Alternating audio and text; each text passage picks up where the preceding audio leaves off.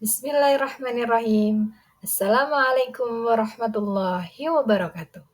Apa kabar Ibu dan Bapak guru hebat semuanya? Izinkan saya memperkenalkan diri. Nama saya Umi Salamah.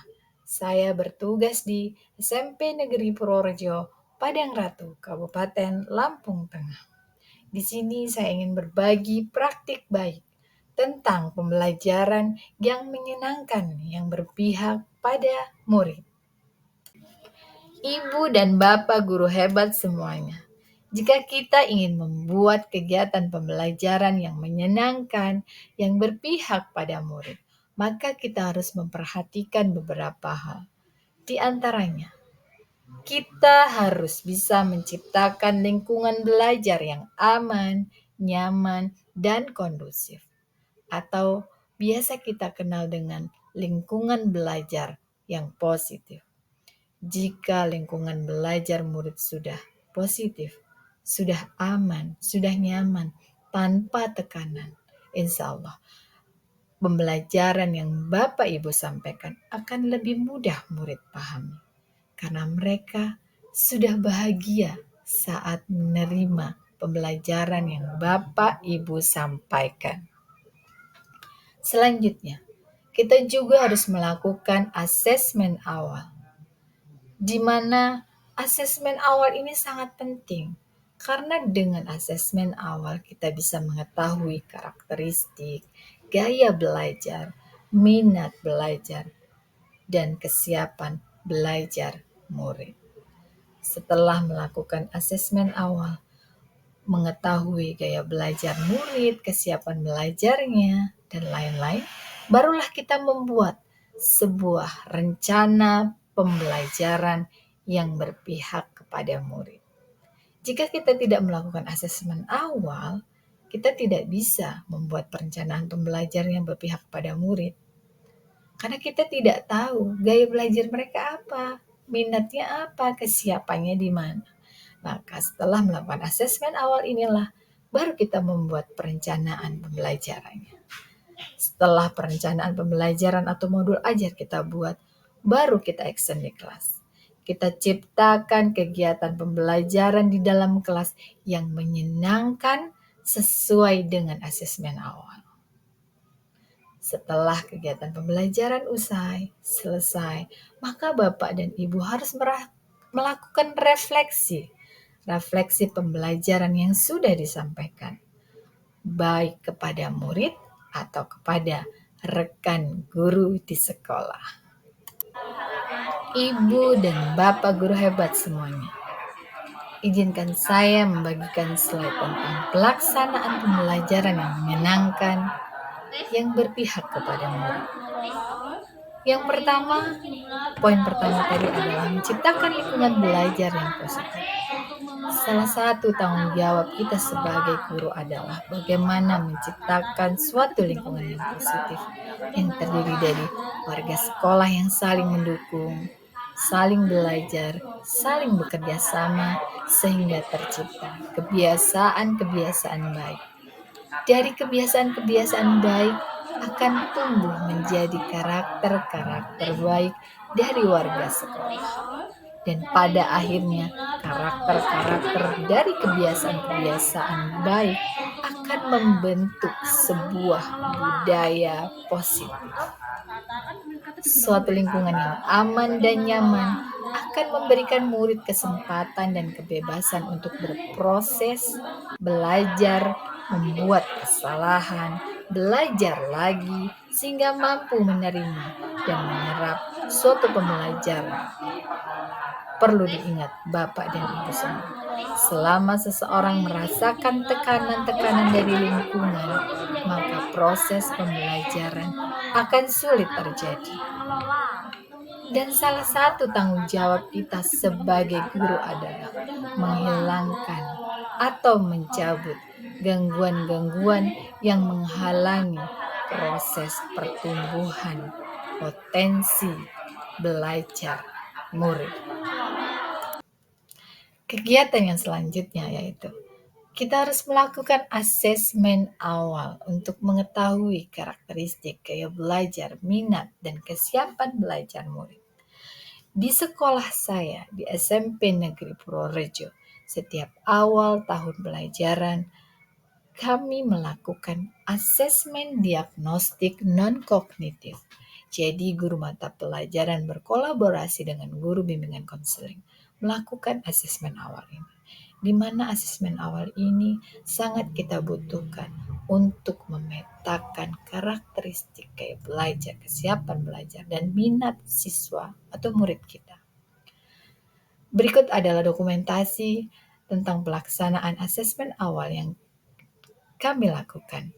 Dan ternyata secara garis besar, secara menyeluruh, gaya belajar murid kami adalah kinestetik. Ada beberapa gaya belajar mereka yang auditori, visual, tetapi secara menyeluruh, secara garis besar, paling banyak adalah mereka mempunyai gaya belajar kinestetik. Jadi anak kinestetik ini tidak bisa hanya duduk diam melihat tayangan. Mereka harus banyak bergerak. Kalau diam saja mereka tidak akan betah di dalam kelas Bapak Ibu. Nah, inilah pentingnya asesmen awal. Saat kita sudah mengetahui itu semua, barulah kita bisa melanjutkan ke tingkat yang selanjutnya, yaitu membuat perencanaan pembelajaran yang berpusat pada murid. Nah, kemudian Bapak Ibu, setelah kita melakukan asesmen, kita sekarang waktunya membuat perencanaan pembelajaran yang berpihak kepada murid. Tetapi sebelum membuat perencanaan pembelajaran, kita harus ingat dengan filosofi Ki Hajar Dewantara mengenai pembelajaran yang berpihak pada murid. Yaitu pembelajaran itu harus memberikan kebebasan kepada murid dalam menentukan gaya belajarnya, membangun sendiri pengetahuannya, dan secara aktif terlibat dalam kegiatan pembelajaran. Sehingga murid memahami makna merdeka belajar yang seutuhnya. Itu intinya Bapak Ibu. Jadi dengan kita tadi melakukan asesmen awal terlebih dahulu, kita mengetahui gaya belajar murid, kita bisa membuat perencanaan pembelajarannya. Sehingga gaya belajar yang dimiliki murid-murid kita bisa tersalurkan di dalam perencanaan pembelajaran itu. Dan di sini saya mengaplikasikan perencanaan pembelajaran dengan menggunakan aplikasi Canva dengan tujuan supaya lebih menarik, lebih diminati oleh murid, sehingga murid akan lebih tertarik jika melihat gambar-gambar atau presentasi yang unik. Jadi mereka akan lebih tertarik untuk melihatnya dengan harapan akan bisa tersampaikan kegiatan pembelajarannya dengan baik.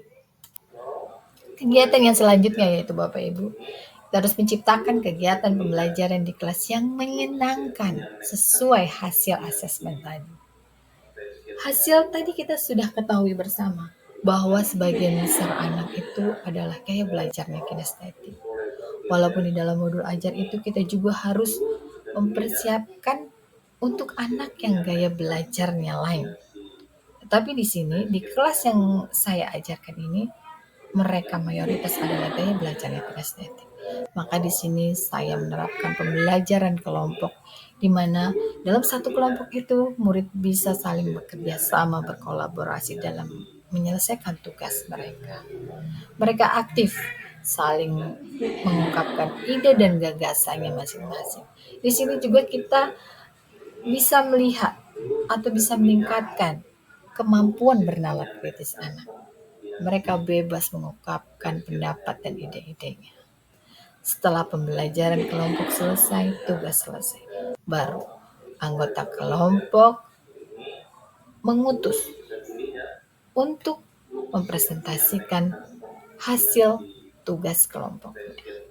Kemudian anggota-anggota kelompok yang lain bertugas mengunjungi presentasi-presentasi yang dilakukan oleh kelompok-kelompok yang ada di kelasnya dengan tujuan agar seluruh murid yang ada di kelas itu mengetahui semua hasil tugas dari masing-masing kelompok.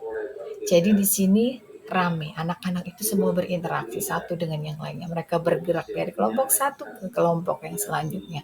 Saat mereka ada yang tidak mengerti, mereka mengajukan pertanyaan kepada kelompok yang melakukan presentasi. Nah, itu Bapak Ibu.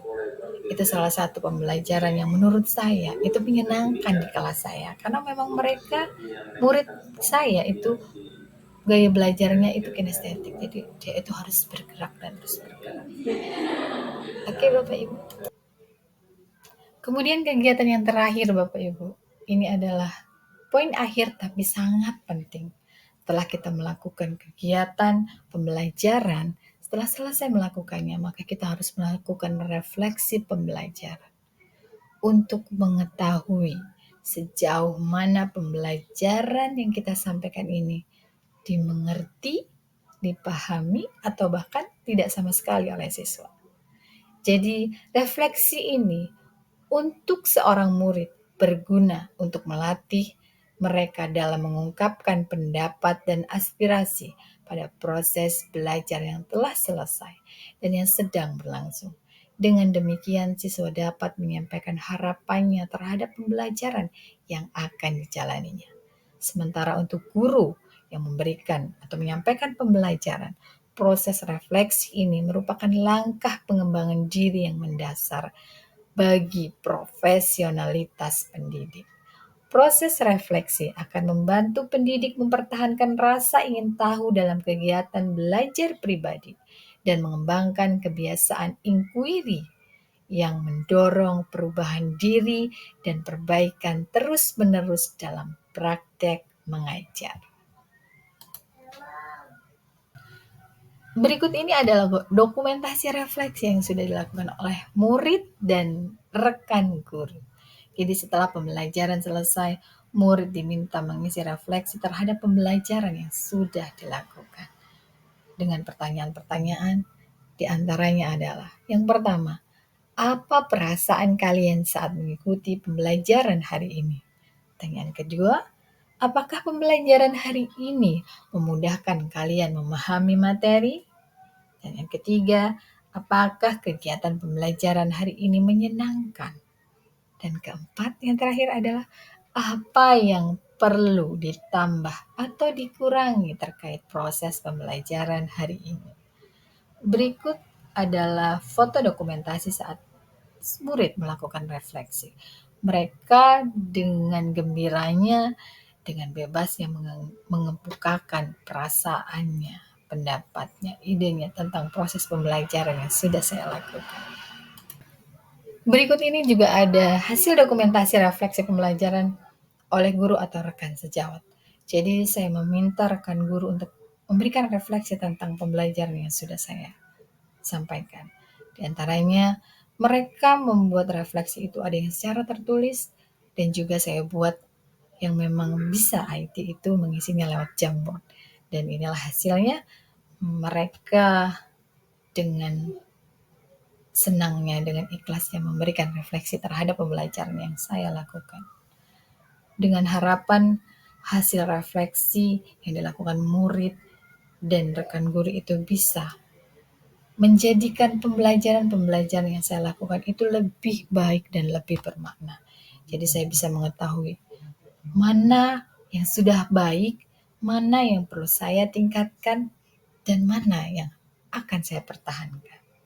Baiklah Bapak Ibu, itulah tadi dokumentasi refleksi yang sudah saya lakukan setelah melakukan proses pembelajaran.